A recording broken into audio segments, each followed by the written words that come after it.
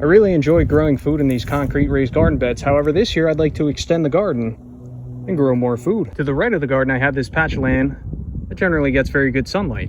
Now, last year on this patch of land, I ended up planting a few pumpkin and squash plants. They actually grew pretty well, but I think the yields would have been much higher if I had a way to control the weeds. And that's where this landscaping fabric comes into play. This is a good, clean way to keep weeds at bay without using herbicides.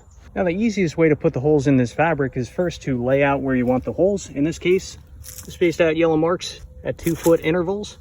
And then what you want to do is you want to burn the hole into the fabric. This is the easiest way. So I have a steel ring, propane torch. I'll just burn the hole in.